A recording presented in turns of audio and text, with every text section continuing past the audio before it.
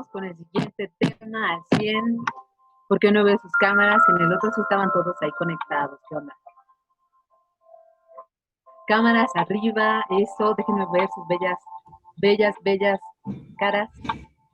A los conocidos, qué gusto verlos. A los que se acaban de integrar, qué gusto verlos también. Aquí estamos al 100. Hola, hola chicos. Veo muchas sonrisas, qué gusto. Ok. Ya empiezo a ubicar algunos, ¿eh? Me empiezo a familiarizar. ¿Verdad, Lucero? Okay. Lo que se queda en tu infancia, lo que amas en tu infancia se queda contigo para siempre, Rousseau. Buenas tardes a todas y a todos. El día de hoy vamos a comenzar con la exposición de resignificar la infancia, que es un tema elemental, importante para continuar con nuestras actividades como tutores y tutoras. ¿De acuerdo? Entonces, dale, Albert, por favor. Ya estuvimos una hora ahí. Vamos a alzar nuestras manos hacia arriba, hacia el cielo. Vamos a tocar el techo. Ok. Luego vamos a pasarlas atrás, que se escucha acá el así, ¿no? Ok, inferior. Bien. Muy bien, vamos a mover nuestros hombros hacia atrás, delicioso, siéntelo. Qué rico, hacia adelante, muy bien, excelente. Muy bien, eso es. Ok, continuamos con nuestra tercera sesión de capacitación. Gracias, Alberto. Muy bien, pues aquí estamos nosotros. Alberto, preséntate, por favor. Hola chicos, ahí está. Tienes un minuto. Ok, ¿qué digo? A ver, yo entré al programa porque iba pasando felizmente por las islas. Yo trabajaba en un salón, entonces el salón no estaba destinado para trabajar con niños, entonces a mí me gustaba ya el trato con los niños. Siempre tuve un buen trato con niños, incluso hasta con algunos padres, también los ponía a jugar. Yo era mesero, yo era anfitrión o fui hasta Viene. Entonces ahí le entraba todo, ¿no? Ya entré, vi el programa, conocí a David, conocí a Alejandro, me contaron cómo iba a estar, me dijeron ponte buzo cuando salgan las inscripciones en tu facultad, y ahí estuve, ¿no? Estuve muy contento, muy todo. Es muy emocionante porque entras a la capacitación y no es por mala onda, pero pues está muchísimo, muy padre estar ahí presencialmente. Hay unos temas en los que te llegan a tocar el corazón. Ahí nos vieron a nosotros igual 50 tutores chillando. Espero que también llegarles a ese punto a ustedes. Pues soy Mar Aguilera, me pueden decir, bueno, soy Mariana, pero me pueden decir como Diana Mar, me gusta, no importa. Me encanta la filosofía para niños, por eso estoy acá. Hay compañeros de filosofía, levanten su mano. Jay, ¿no? Jay, eso, Sandra, al 100. Ese es importante, yo voy a decir, es esencial conocer la filosofía para niños, porque genera otras realidades. También me gusta la filosofía mexicana, le doy mucho, y pues soy tutora desde el 2017, me da mucha emoción compartir esto porque ya son bastantes, algunos añitos. Disfruten estar aquí en el programa, es lo que les puedo decir. No importa que sea en línea, ustedes disfrútenlo, gócenlo, den lo mejor de sí. Y pues nada, empezamos, ¿vale? Muchas gracias. Es parte del equipo. Continuamos. Albert. Ok. Estas preguntas son importantes para entrar al tema. ¿Cuáles son? ¿Qué entiendo o qué entendemos por niño o niña? Y aquí, ¿quién quiere abrir este micrófono para decir qué entiendo, qué entiendo por niño o niña? En 5, 4, 3, 2, 1. Nadie. Nadie entiende nada por niño o niña. Vale. Entonces vamos a entender en conjunto a partir de esta exposición. La segunda es, ¿cómo me relaciono con las y los niños? ¿Cómo se relacionan? ¿Alguien ya tiene sobrinos, sobrinas, hijos, hijas. ¿Nadie? ¿Alguien ha sido teacher? ¿Nadie? Ok. A ver, ahí le vi que levantaron la mano. ¿Quién fue teacher? ¿Quién fue profesor? Hola Mariana, Hola, Damián. hola. No, bueno, como tal no fui teacher, fui, ¿cómo se llama? Monitor en un curso de verano hace ya mucho tiempo, mucho tiempo. Entonces, desde ahí bueno, más atrás, me vine familiarizando con jugar niños, estuve en recreación y bueno, ahí tienes que estar con niños, bueno, con niños, con adolescentes, con adultos, sí o sí. Entonces, pues desde ahí desde ese momento estoy en contacto, desde el 14, más o menos. Ok, interesante. Muchas gracias. Entonces vamos a ver si tu concepción sobre, más bien, cómo te relacionas con los niños cambia a partir de esta presentación, que es lo ideal, ¿no? Continuamos, Alberto. Entonces, ¿cuál es nuestro tema? Bueno, todas las preguntas, todas las anteriores preguntas tienen la finalidad de ayudar a posicionarnos sobre el papel que queremos asumir con las que serán nuestros compañeros, compañeras, tutor, tutora, y nuestros amigos, nuestras amigas durante los 9 meses que estemos por acá, ¿vale? La siguiente. Muy bien, nuestro tema es resignificar la infancia. La siguiente. Esta es una invitación para que en conjunto reflexionemos sobre las y los niños, su historia a lo largo del tiempo, las diferentes infancias que existen a su alrededor. Y recuerda que estamos rodeados y compartimos mundo con una gran cantidad de niños. No podemos ser indiferentes frente a este tema, ¿vale? La siguiente. Resignificar la infancia. Este es nuestro tema. ¿Qué entendemos por resignificar? Resignificar, la inclusión del prefijo re, nos permite afirmar que el término hace referencia a volver a significar. Darle una nueva significación a un acontecimiento o a una conducta. Por lo tanto, la siguiente. A lo largo de la historia, ciertos sucesos fueron interpretados de una forma y años después adquirieron una nueva significación debido a un cambio en la mentalidad de la sociedad de la época o al descubrimiento de datos que antes eran desconocidos. Por ejemplo, la teoría de que la Tierra es plana, ¿ok? Esto nos dimos cuenta a lo largo, la anterior, no te preocupes, que a lo largo de la historia nos dimos cuenta que la Tierra es circular.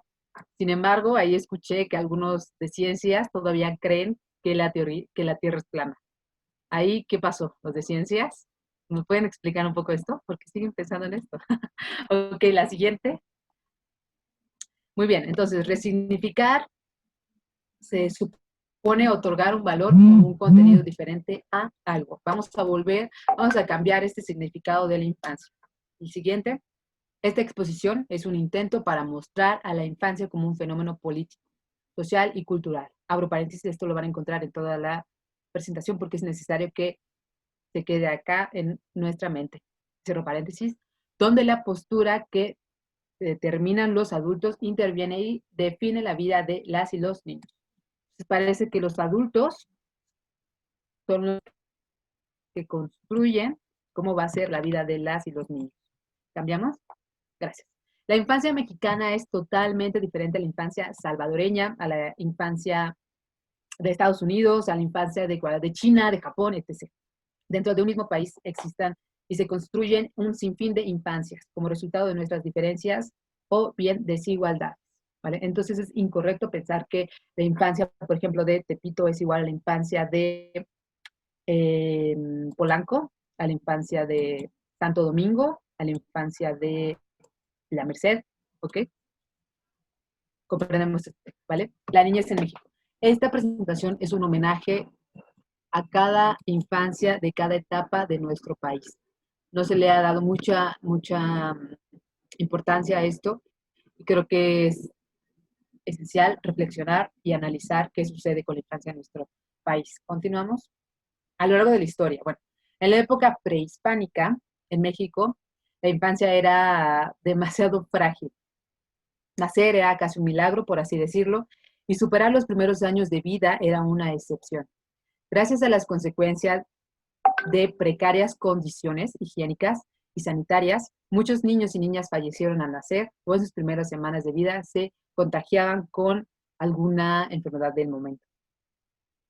¿Vale? Aquí vemos una imagen, pues sí, una pintura de un hombre cargando a un niño. No necesariamente lo está sacrificando, ojo ahí, no sabemos la ciencia cierta, puede que le esté haciendo algún ritual, alguna purificación, etcétera, ¿vale? Continuamos. Ahora, en específico, en la cultura maya se inculcaban valores de generación tras generación. Los abuelos, las abuelas, los padres inculcaban estos valores. ¿Cómo sabemos que los transmitían? Porque son valores vivos, es decir, los siguen practicando. Estos valores, esta investigación se realizó en Guatemala con Irma Rufino. Enunció los valores más importantes que se transmitían de generación tras generación. Por ejemplo, la importancia de cumplir las tareas que te indicaban tus padres, tu abuelo, etc. Se cumplía. El valor de la comunidad, siempre ellos lo que trabajan lo tratan de hacer para apoyar a la comunidad. El valor del agradecimiento, así ellos agradecen con este movimiento, perdón, y tenían un respeto a la palabra de los abuelos, de las abuelas y de los padres, ¿vale? Si quieren mayor información, pueden consultar este texto Cultivando una amistad filosófica. Ahí están las ilustraciones de la artista Carolina Cázares y la explicación de cada uno de los valores por si quieren compartirlo con sus amigos o sus amigas. Está escrito por su servidor ahí en Google Antes y el título y ya lo pueden encontrar, ¿vale? Es material para todos, todas. Cambiamos de tema. Muchas gracias. Entonces, sí se practicaba un valor ahí, a pesar de que había jerarquías. Ahora, todo esto cambia en el siglo XVIII, cuando empieza, pues ya saben, la conquista, la cuestión de la Nueva España, etc. Estas ilustraciones que les voy a presentar son los cuadros de castas. Los pueden encontrar también en Google. ¿Alguien aquí es historiador? El historiador, hazte presente. Historiador, historiadora. Abre tu micrófono. Ok. Si quieren, si conocen un poco sobre este tema, pueden con toda confianza abrir micrófono y compartir, ¿vale? Entonces, en esta época se veía a los niños y a las niñas como adultos en miniatura, seres que tenían que crecer para ponerse a trabajar. En dicha época no existían las escuelas, los infantes eran educados por sus padres u otros adultos, ¿vale? Los que sí tienen la posibilidad entraban a las escuelas de religión, cambiamos de diapositiva, por favor, a las escuelas religiosas. Ok. Desde temprana edad, las niñas se les enseñaba a hacer las tareas del hogar y las preparaban para el matrimonio. A los hombres los educaban los padres, los cuales participaban en las actividades de agricultura, del negocio, la pesca, etc. ¿Vale? Siguiente. En estos tiempos no existía la igualdad de las personas. A través de los años, la educación fue evolucionando y se formaron las primeras escuelas en donde solo los hombres podían y tenían derecho a estudiar. Ya cambiamos de época, en la independencia cambió los niños de esta época de la independencia cambiaron la escuela por el campo de batalla. La escuela y el juego por el campo de batalla. Y empezaron a tomar armas y los niños salieron a luchar. Las niñas, pues, adoptaron el papel de amas de casa y servían como soldaderas durante la guerra. Cambiamos. Más adelante, en México independiente, la crianza de las y los niños estaba enfatizada en la formación en su formación, y se les enseñaban las normas sociales, es decir, cuestiones un poco más de moral, de conductas socialmente correctas, etc. La mayoría de los niños y las niñas no tenían juguetes porque no tenían tiempo para jugar. En algunas escuelas se imponía la religión, más bien. Se crea la idea de que las y los niños se les debe educar con rigurosidad. Ok. ¿Cómo es esta idea de rigurosidad? por medio de la memorización y los golpes. Método de transmisión del conocimiento de hábitos y de conductas. Por lo tanto, condicionan el comportamiento para obtener el adulto deseado. Entonces, la educación estaba a base de golpes. Golpes y violencia también. Y solamente se dedicaban a memorizar, no a interpretar o a reflexionar. Cambiamos de diapositiva. Ok. En la consolidación nacional, es decir, la reforma, se define el concepto de infancia. Esto es un movimiento ya mundial. Mundialmente se empieza a tomar en cuenta este concepto de infancia y se le empieza a analizar como una etapa y se le concibe como una etapa diferenciada con necesidades específicas distintas a las de la edad adulta. Provocó la producción de una serie de objetos y discursos dedicados únicamente a la niñez. Aquí pues ya entra este diseño de ropa para niños o estos juguetes para niños o pues estos objetos ya diseñados para los niños. La escuela era para niños de ambos sexos.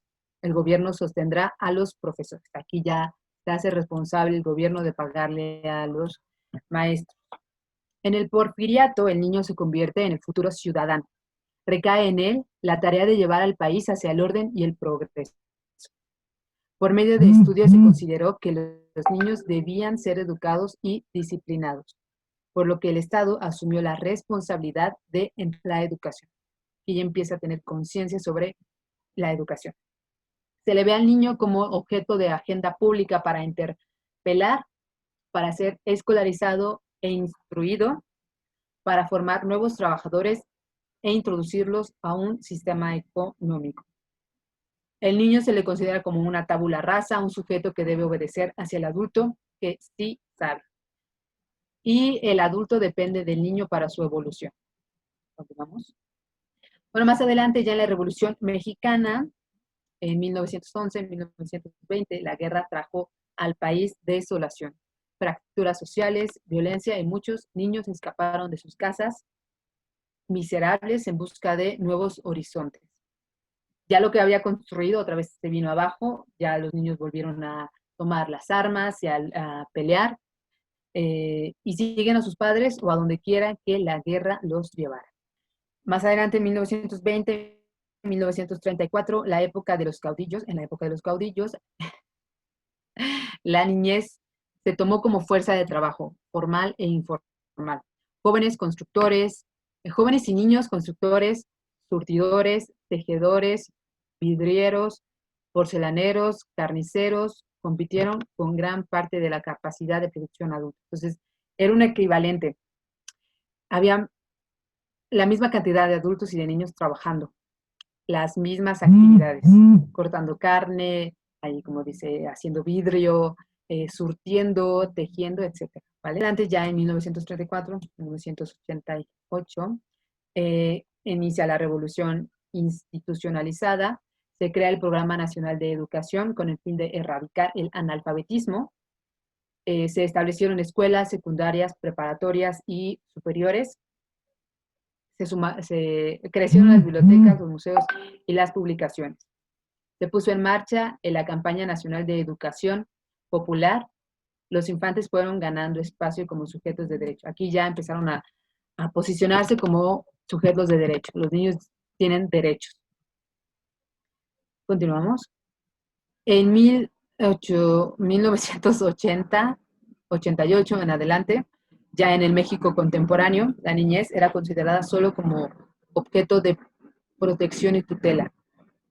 Pero cambió esta concepción y empezaron a adquirir el reconocimiento e inicia el programa de protección infantil. En la década de los 90 contó con una cumbre mundial, empezó a crecer mundialmente. Ahora, los derechos a favor de la infancia. Se planearon 27 metas para la supervivencia, el desarrollo y protección de la infancia y adolescencia. Aquí cambia y el niño empieza a considerarse como el centro de la educación. Esto era totalmente necesario para el país porque tenía un problema real de delincuencia, vagancia y abandono de menores. Claro que no se menciona la violación y el maltrato infantil, pero sí tenía números importantes en el país.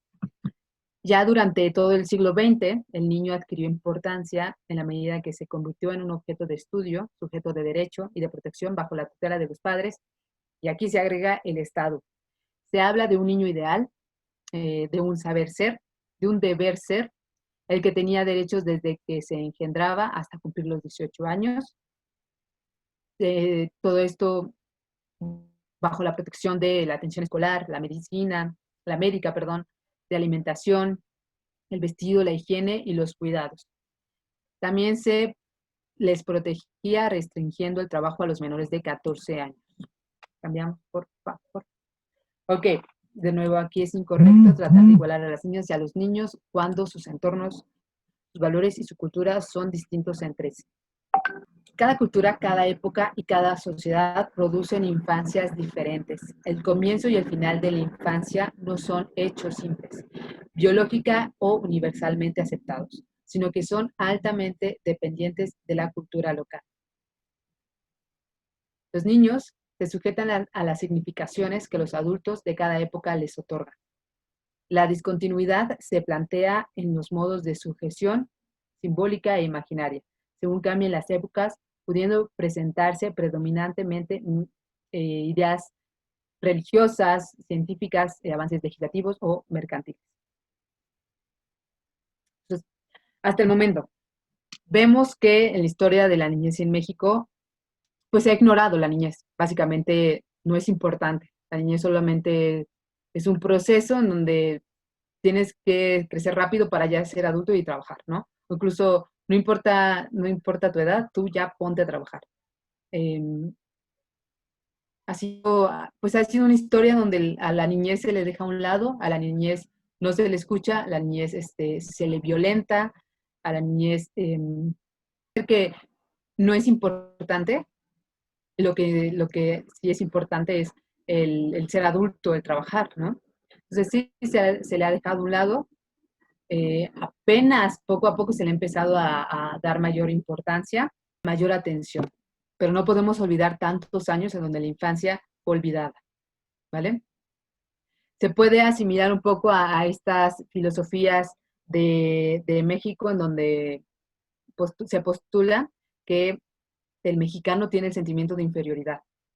Ahora, piensen que este sentimiento de inferioridad surge a partir de que en la niñez no se le fue escuchado, que la niñez se le violentó, que la niñez se maltrató y se ignoró y se le puso a trabajar como si no, exacto, me comprenden, ¿saben? Entonces, puede, pues puede estar ahí el origen, ¿no? De la inferioridad del mexicano. Entonces es una reflexión que es importante tomar en cuenta para nuestro trabajo y el futuro de esta reflexión, ¿vale? Ahora sí, vámonos a la actual definición de la infancia. ¿Qué es la infancia? Pues la Convención de Derechos Humanos, los Derechos de Niños, perdón, que surge en noviembre de 1989 y se pone en vigor en septiembre de 1990, dice que se entiende por niño o niña todo ser humano desde su nacimiento hasta los 18 años de edad. Esa es su definición de infancia, ¿vale? Tú quedas con cara de, ok. Siguiente, por favor. Ahora bien, el significado de niñez de la CDN es útil y funciona en términos legales. Eso es correcto, es obvio. Como sujetos de derecho. Sin embargo, es una definición demasiado general y limita la definición a una función espacio-temporal. La definición de infancia va más allá de una etapa biológica. No es suficiente entender la infancia como una etapa biológica, debemos entenderla como un fenómeno social que se transforma de acuerdo con la situación sociopolítica. Es importante resaltar que un niño jamás será un adulto o viceversa. Esto resulta obvio para nosotros, pero piensen que a lo largo de la historia de la niñez fue difícil comprender esto, ¿no? Porque se le ponía a trabajar como un igual, como un adulto. Entonces ya es un avance pensar en que Un niño jamás será un adulto y viceversa. Los rasgos biológicos, las vivencias y la edad entre ambos han sido los principales factores que han llevado a entender a la infancia como una etapa en la que no se es adulto. Por lo tanto, aquí vemos una imagen muy graciosa. Los procesos, gracias por regresarla. Los procesos y aprendizajes que se adquieren en la niñez son en sí mismos complejos y van mucho más allá de la edad y la evolución. Enseguida analizaremos 5 visiones que de alguna forma recogen las diversas representaciones sociales de la infancia. Y aquí vemos una imagen en donde dice, ¿por qué no te comportas o por qué no te portas como Pedro? Y le responde, porque yo me llamo Juan, yo soy Juan, ¿no? No podemos igualar un niño, les digo, estas infancias de México que de Estados Unidos, o no es igual Juan que Pedro, o Mariana que Michelle, ¿vale? Cambiamos, por favor. Ok, estas 5 visiones son propiedad, el paradigma de la propiedad familiar, es decir, que las hijas y los hijos son propiedad de la madre, del padre, del abuelo, de la abuela, etc. Tenemos que también erradicar este paradigma. El siguiente es la exclusión, la infancia como algo privado que niega su participación en la esfera político y social. Hasta ahora, el INE ha abierto este tipo de actividades en donde los niños pueden participar como de todo este proceso de elecciones, ¿no? Pero hasta ahorita, y tienen que ir creciendo. Imagínense, si las mujeres no se les consideraba en actividades políticas, pues a los niños menos, ¿no? O sea, ni pensarlo. Debemos poco a poco introducirlos porque ellos también tienen derecho a opinar, a expresarse, a manifestar inconformidad, etcétera, ¿vale?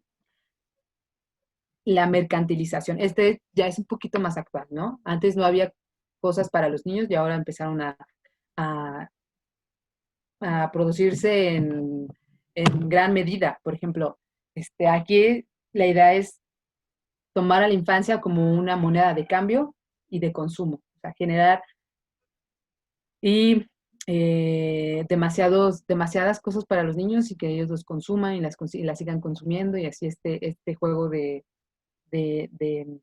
consumo. Debemos de también eliminar este paradigma. También se cree que los niños son débiles, la infancia es incapaz o necesita ayuda para actuar, es incapaz para actuar como agentes sociales y los niños y niñas son manipulables y psicológicamente débiles, ¿no? Creen que son seres manipulables y que no son capaces de tener una inteligencia emocional, por así decirlo, o madurez emocional. La siguiente. Ok. Estas formas de representación trascienden el tiempo y el espacio, pero claramente reflejan la forma en la que la infancia es vista como un hecho social, como aquello que las personas dicen o piensan que es. La imagen colectiva que de ellas y ellos se elabora tendrá de forma ineludible impacto en las decisiones que afectan a las niñas y a los niños y adolescentes. Los principales actores que realizan diferentes representaciones sociales y tienen un impacto en torno a la infancia son el Estado, la familia, la educación y la sociedad civil. Ellos son los que construyen este significado de infancia. Ok, para eliminar esto, tenemos que, en primer lugar, eliminar nuestra visión adultocéntrica. Esto es, pensar que el adulto es el maduro y que el infante es el inmaduro, que el adulto es el racional y que el infante es el irracional, que el adulto es autónomo y que el niño es dependiente, que el adulto es el mayor y que el niño es el menor, pensar que el adulto es el fuerte y el niño es el vulnerable. Esto va un poco en los términos que de pronto usamos, ¿no? Cuando nos referimos a los niños o cuando hablamos con ellos, generalmente utilizamos palabras en diminutivo, como el peque o el amiguito o la amiguita, o pásame tu agüita, o le hablamos así como muy chiquitito cuando ellos comprenden totalmente las palabras y no es necesario hablarles así en diminutivo, ¿no? Tenemos que hablarle como si fuera uno igual, ¿no? Esto es elemental, aunque de pronto se nos escape, es necesario siempre tomarlo en cuenta, chicos. Nunca traten de hablarle así en diminutivo a los niños o a las niñas, porque ellas se están poniendo en una posición más arriba. ¿Ok? Y justo estamos destruyendo estos paradigmas, destruyendo estas visiones. Por otra parte, pensar que el adulto es la autoridad y el niño es el que debe de obedecer, que el adulto es el que trabaja y el niño es el que juega. No solamente juega, también está participando activamente en decisiones, en actividades, en aprendizajes. Que el adulto es el que está formado y que el infante es el que está todavía maleable, ¿vale? Porque ¿acaso nosotros no seguimos creciendo, aprendiendo y madurando aún cuando ya hemos alcanzado la edad adulta? Conocemos a varias personas seguramente que ya tienen más de 30 años y todavía les falta un poco las cuestiones de inteligencia emocional. Empezando a dominar esta inteligencia emocional y saber cómo expresar sus emociones sin dañar a nadie y sintiéndose satisfechos de expresarlas, ¿vale? Entonces, no necesariamente la edad ya es un indicativo de madurez, de superioridad, ¿vale? Vamos eliminando estas concepciones que en realidad no empoderan al niño, sino lo dejan cada vez más a un lado, ¿no? Y se repite la historia de tantos años como ya lo vimos al inicio. Continuamos. Ok, entonces debemos de cambiar el paradigma. Ya lo están ustedes empezando a realizar, a participar en este programa. Un aplauso para cada uno de ustedes. Bien. Yay. Cambiamos, muchas gracias. En la infancia es importante también tener en cuenta que en la infancia una persona atraviesa etapas muy importantes del desarrollo mental y físico. Las más mínimas alteraciones a menudo conducen a problemas psicológicos y fisiológicos en la edad adulta. Como cualquier edad, ¿no? En realidad. Si a ti te hacen daño, Rebeca, te lastiman, obviamente estás teniendo algún problema psicológico, por así decirlo, ¿vale? Por utilizarlo como ejemplo. También un niño, si a un niño lo afectan, tiene emocionalmente alguna alteración, ¿no? No necesariamente pensemos en que el niño, porque es niño, si hay alguna alteración, ¡pum!, se cambia totalmente. No. O sea, en cualquier momento de nuestra vida. Pero es importante saber esto, que sí, si a un niño lo alteras, como a ti a tu edad, hay algún cambio, hay algún malestar psicológico, ¿vale? Entonces es importante tomarlo en cuenta. ¿Por qué? Porque nosotros podemos transformar eso. Obviamente no vamos a transformar su situación familiar, pero vamos a canalizar su atención a algo más enriquecedor, a algo nuevo, a algo fuera de su contexto que lo hace mejorar su estado de ánimo, ¿no? Por decirlo de alguna forma, ¿vale? Cambiamos. Gracias. También el paradigma también es pensar en que ser niño es un proceso dinámico y activo, igual de importante que el ser adulto. El niño no necesita esperar a ser adulto para participar en las actividades sociales y colectivas. Puede hacerlo desde ya. Tenemos que entender a la niñez tomando en cuenta sus propias relaciones, sus propios significados e incluso dar atención en su presente y no tanto en su futuro. El juego de ¿qué serás de grande? Puede ser o sea, indirectamente le estás diciendo, ya termina tu infancia y vete a la adultez, ¿no? Ya piensa en tu adultez. No, lo ideal es que vivas tu niñez sin tener que pensar en un futuro, ¿no? Ahí es donde te proponemos. Mejor, preséntele qué opciones hay, cómo es el mundo, ¿no? ¿Qué hay en el arte? ¿Qué hay en la cultura? ¿Qué hay en arquitectura? ¿Qué hay en geografía? ¿Qué hay en historia, en matemáticas, en física, etcétera? En contaduría, los que son de contaduría de administración. Es importante que pongan atención en este tema porque vamos a irnos sensibilizando, ¿vale? Cierro paréntesis. Entonces, estos son tipo de actividades que los enriquecen muchísimo más. Ok, pensemos y actuemos con ellos de acuerdo a su presente. Lo que generará en su futuro vendrá de manera natural, ¿vale? ¿Cambiamos, por favor? Ok. Durante la infancia, cuando los niños no enfrentan la crueldad e injusticia del mundo que los rodea, ellos tratan a las personas sinceramente sin ponerse máscaras sociales. A ella no le va a importar situaciones socioeconómicas, eh, títulos universitarios, reconocimientos, no, nada. Para él vas a ser tu amigo, tu mejor amigo o tu mejor amiga, ¿vale? Y le puedes dar todo el conocimiento que tú tengas, sin necesidad de decirle yo tengo, o yo ya terminé mi licenciatura, tengo estos reconocimientos, etcétera, ¿vale? Por otra parte, pueden dejarse llevar por la corriente, esto es muy importante. Si se dan cuenta, ahorita están con este asunto de TikTok, están como con este asunto del reggaetón, no lo comprenden, pero ahí siguen, ¿no? Lo importante de mostrarle otro panorama, ¿vale? Después, más bien, no conocen, suprimen sus emociones y están frustrados.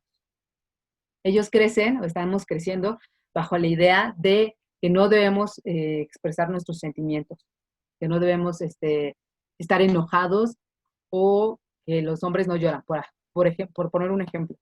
Debemos de nosotros mostrarles que todas sus emociones son naturales y es correcto manifestarlas, como lo vimos el día viernes. ¿De acuerdo? ¿Cambiamos? Entonces, ¿qué es la niñez? La siguiente, gracias. Un ser unitario donde todos sus aspectos están interrelacionados unos con otros para llegar a la autoimagen de sí mismo. Cada niño o niña siente, actúa y crece de diferente manera. Su originalidad lo hace único e irrepetible.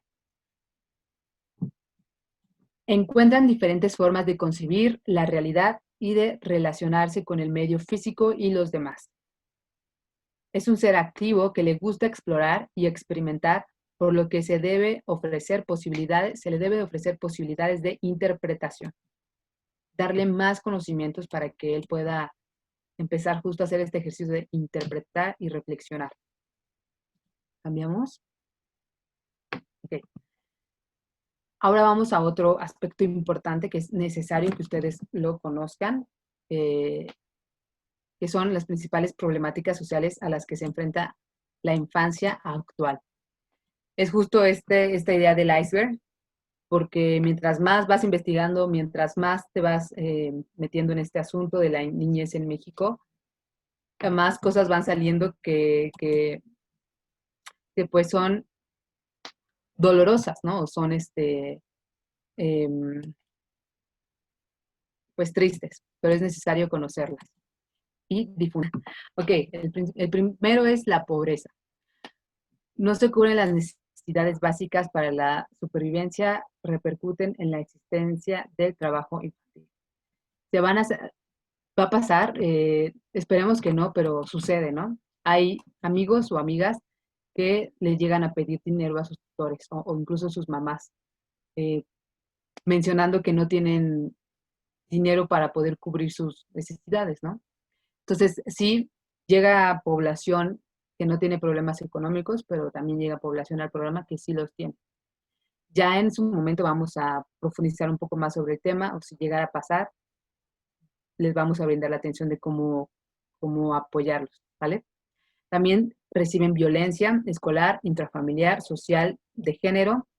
Entre un 25 y un 50% de niños de ambos sexos reportan maltratos físicos. También hay el caso en los amigos o las amigas, en donde llegan maltratados, llegan con violencia física y este tipo de cuestiones. También tienen falta de espacios seguros y adecuados para su desarrollo, espacios públicos para la recreación y la cultura, parques, centros culturales. Falta de participación social en asuntos que les atañen. No se incita a escuchar las inquietudes y las percepciones que el mundo infantil tiene en su entorno. Esto poco a poco está empezando a tener espacio, los niños empiezan a tener más lugares en donde expresarse. Entonces nosotros también tenemos que abrir estas oportunidades o escucharlos en esos foros los foros infantiles, que no sé si les llegan como información en Facebook, no las han encontrado, yo sí he visto algunas. Te las comparto cuando encuentre más. Uso inadecuado de la tecnología. También va a llegar, por ejemplo, una amiga o un amigo de ustedes que les diga, en la escuela me están pidiendo mi pack o están pidiendo imágenes.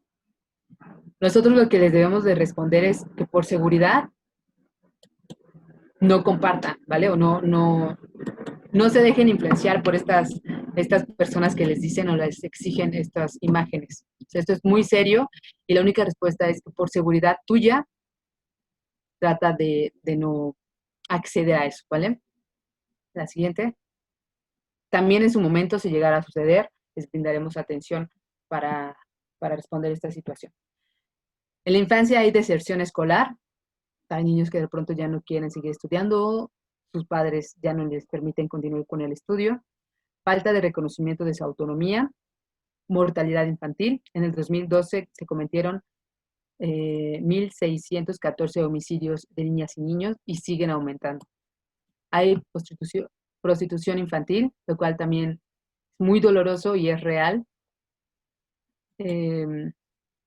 No podemos ocultarlo, es cuestión que debemos conocer. México ya está empezando a aumentar la cifra de esta situación y es importante conocer y difundir esta información para generar un poco de conciencia en la parte, en el Estado, en el gobierno, porque muchas veces ellos son los que también protegen estas situaciones. Y si nosotros no lo denunciamos, no lo van a resolver, ¿vale?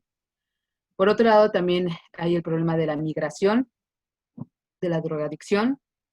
Esto también es real. Ya hay niños que pues consumen PVC, consumen piedra. Incluso va muy ligado la prostitución infantil con la drogadicción, porque ellos, por no tener los recursos, se prestan a estas situaciones para obtener dinero y consumir su droga, ¿vale? Entonces es importante saber que esto sucede, que es real y que cada vez va aumentando más en nuestro país. Hay infancia en contextos de violencia, los niños que entran al narco, y ellos, en una entrevista que le hicieron a un niño de por qué estaba en el narco, él respondía que en su casa no le ponían caso, no le hacían, sí, no le daban lugar, no lo escuchaban, no le daban importancia, y en el narco él se sentía con un sentimiento de pertenencia, ¿no? Entonces, los niños necesitan tener este sentido de pertenencia, y es lo que le vamos a brindar en el programa, lo cual es muy, muy bueno, respondiendo justo a este tipo de problemáticas. Y pues al final también hay niños que no tienen acceso al agua y eso limita mucho su calidad de vida. Entonces, todas estas problemáticas duelen, pero es necesario conocerlas para poder posicionarnos de forma más seria en nuestra responsabilidad con el programa. Si ya decidimos estar, ya decidimos ser parte, hay que tratar de poner de nosotros para transformar lo que está a nuestro alcance, que es nuestro amigo o nuestra amiga. La siguiente, Alberto, por favor. Y bueno, aquí hay, además, es importante recordar que hay varios expertos que afirman que la presencia de diferentes factores internos y externos intervienen en el desarrollo del niño. Hay factores internos que son la herencia, maduración del organismo, el aprendizaje, los externos que pueden ser la alimentación, el lenguaje, la higiene, los sociales, relaciones familiares, el juego y la afectividad, este cariño que se le da a los niños. La siguiente. Ahí está nuestro trabajo, en poder transformar y apoyar en el factor externo, que es el social, en la afectividad y el juego. Toda esta información cruda es importante tomarla en cuenta para, justo como mencionaba, tener seriedad y poder empoderar a nuestro amigo o nuestra amiga. ¿En qué sentido empoderar? Me voy a la definición en sí. En la adquisición del poder e independencia por parte de un grupo social desfavorecido para mejorar su situación.